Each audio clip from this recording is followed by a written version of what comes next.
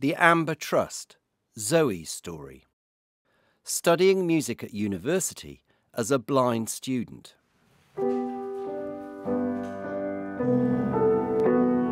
Photos of Zoe's childhood are shown. Zoe's mum, Aileen. We had just joined a mini orchestra. She was 3 years old. And the teacher had asked for the children to go and pick up a glockenspiel or, a chime bar. And Zoe came to me and said, well, I've got a D. And I said, well, how do you know that that's a D chime bar? And she said, well, it's easy, you just listen. And I thought, my goodness, this girl is telling me that somehow she's developed perfect pitch. Zoe is in a room at university playing the piano.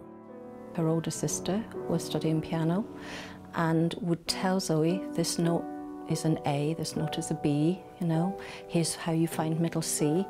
And at the same time, a friend of mine who was a speech and language therapist, she had a jigsaw made for Zoe. It was an alphabet jigsaw. And Zoe learned her alphabet tactilely. A, B, C began to mean something then, something quite concrete. And she could also apply it to the piano. And I think that's how she memorised notes.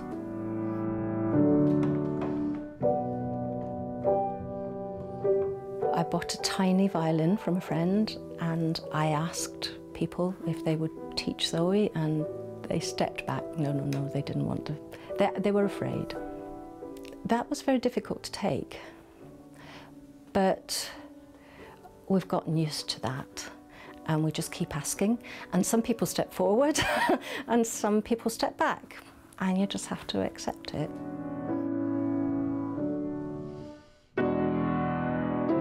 When she was about 5 or 6, she said to me, I would really like to learn harp. We found a teacher who was really willing, and she said, okay, let's give this a go. Zoe can come for a month, 4 sessions, 1 a week. And at the end of the month, we'll have a conversation about whether this can work or not. Because she said, I've never worked with children who are visually impaired. Well, we never had to have that conversation because the harpist played something to her and then she played it back.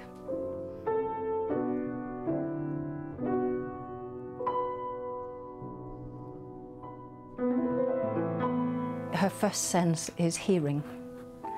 So her world is created out of sounds and things that she can concretely touch. She had lost the visual sense that makes sense of all the other senses, the unifying sense, if you like. So hearing was the next best thing. And so being able to stretch that, being able to play around with it, literally with your fingers, on harp strings or on the piano, being able to develop your voice, all those things are really hugely important to Zoe's identity. And at mainstream primary school, they knew of her as someone who played the harp and played the piano. So yeah, she was known as someone who did some fairly extraordinary things. Zoe. In the early days, it was something that I could do without really thinking about, and I could go to the piano and I could work out by ear tunes I heard, so nursery rhymes, pop songs, stuff like that. It wasn't anything particularly fancy, but it was still something that I knew I could do, that a lot of sighted children my age couldn't do. And I know that sounds awful, but I was also aware at that point that there was a lot of stuff that they could do that I could not do. I think that helped keep me interested in the piano.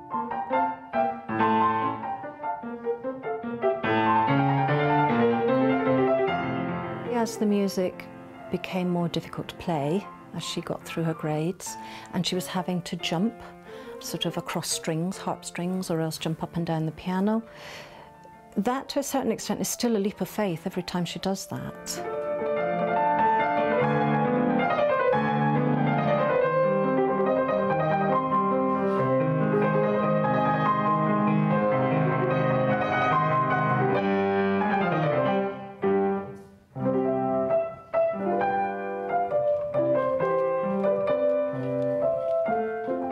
Zoe was offered a place at the Royal Birmingham Conservatoire in the junior school on Saturday, and they were able to apply for some funding that enabled them to help Zoe to access composition class and piano, and eventually she played with the wind band as well. Zoe is now studying at Worcester College, Oxford. She has a composition tutorial with Professor Robert Saxton. The tutorial today is the first of my second year at university, and over the holidays I've been doing quite a lot of composition. Oh my goodness. They are sitting at the piano. Oh, what was he like? But yes, Simeon. Can you just talk about the relationship between the vertical and the horizontal here, the harmony and the line? I mean, they just sort of arrived together. So I'll turn up, he'll put a kettle on, and then we'll just sort of discuss what I've done over the last week or 2 weeks or whatever. And it's really informal, and through that I just feel a lot more comfortable talking about what my processes are. Magnificat. You've done a lot of Sibeliusing. I've done a lot of Sibeliusing, yes. Heavens. So here we are, a Magnificat. Right. Now, how did you go about this? You're a choral scholar, you sing Magnificats, you know it's a very well-known text. Yes. So what set you off? What was your approach to this? First, I figured out what I wasn't going to do. I listened to a bunch of Magnificats. Yeah. Lots of Victorian old men starting off with the perfect fourth. Can you give me an example of what you mean? That's Noble in B minor. And it's a banging piece, don't get me wrong, it's just not going to pull high marks in a composition exam because, I don't know, it's all been done before. So I compose using Sibelius 5, yes I know. It is the last version of Sibelius that is completely compatible with the screen reader. I'm using JAWS. I tend to compose at the piano, and I have in my head what I'm going to write before I put it into Sibelius.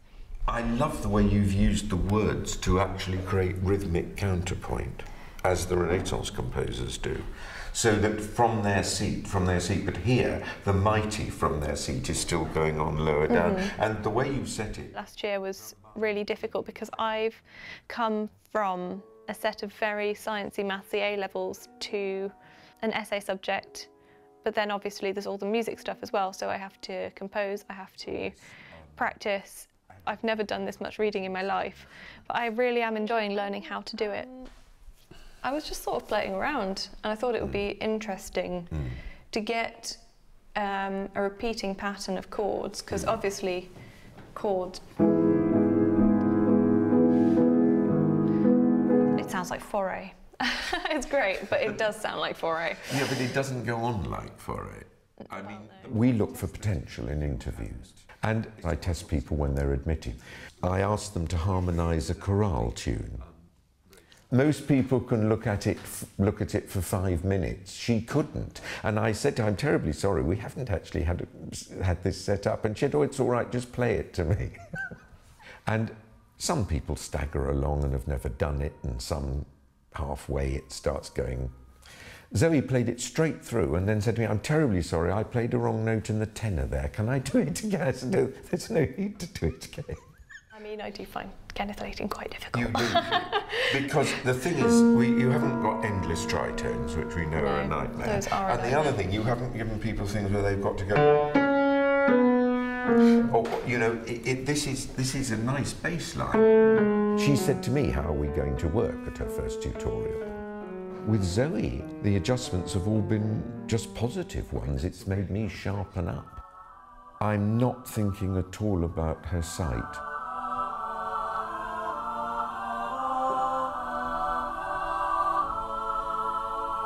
That is a very, very good Magnificat, if I may say so. Thank you. And saving that A like that into that.